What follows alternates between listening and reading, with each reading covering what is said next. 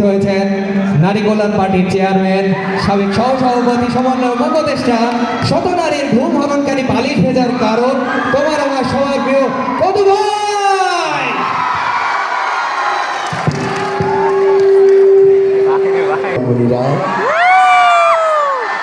ভালো আছেন তো? আপনারা জানেন আমার চিন্তা চেতনায় ধ্যানে জ্ঞানে শুধু নারী।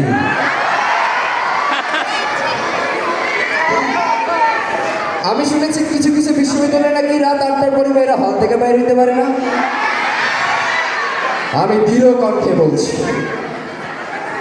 আমি যদি নারী কল্যাণ পার্টি হতে প্রধানমন্ত্রী হই, এই নিয়ম থাকবে না, থাকবে না, থাকবে না।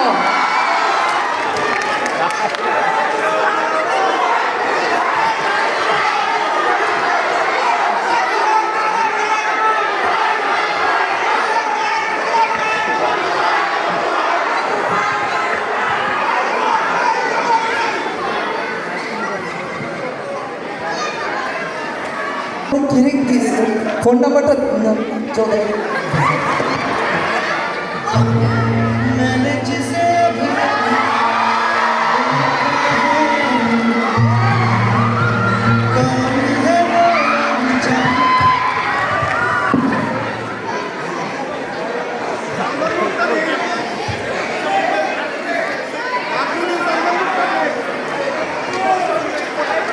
সাংবাদিকদের উদ্দেশ্যে আমি একটা জরুরি কথা বলতে চাই। স্যার অনেক ব্যস্ত আছেন, যার যা কোশ্চেন আছে তাড়াতাড়ি করুন, স্যার এখন দৌলত দেওয়া যাবে না। স্যার এখন গুলশান যাবেন, গুলশান যাবেন।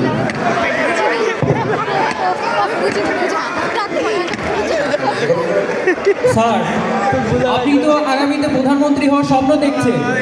আগামী নির্বাচন সম্পর্কে আপনার এজেন্ডা কি?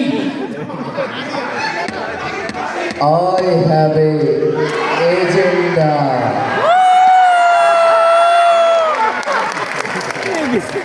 আমি নির্বাচনে জয়ী না হওয়া পর্যন্ত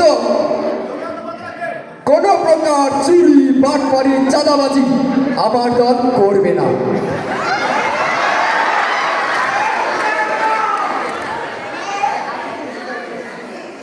এরপরে কিছু জানার আছে কি আপনাদের? আপনি কি বিয়ে করেছেন? আরে না, আমি তো অবিবাহিত।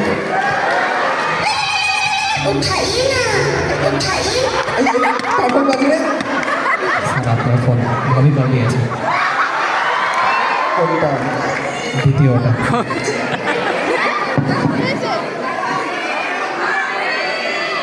হ্যালো দিদি,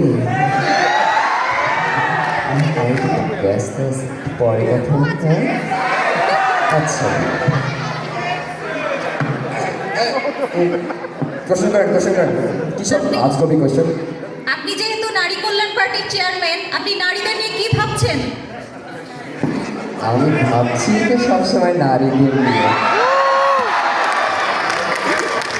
কি ভাবছি না সেটা জিজ্ঞেস করেন। সম্প্রতি যে আপনার নামে একটি নারী কেলেঙ্কারির ঘটনা ঘটে গেছে, এই বিষয়ে আপনার মন্তব্য কি? কি করছে করছে এগুলো কি? এগুলো কি হচ্ছে? এগুলো কি? এগুলো কি? এগুলো কি, এগুলো কি?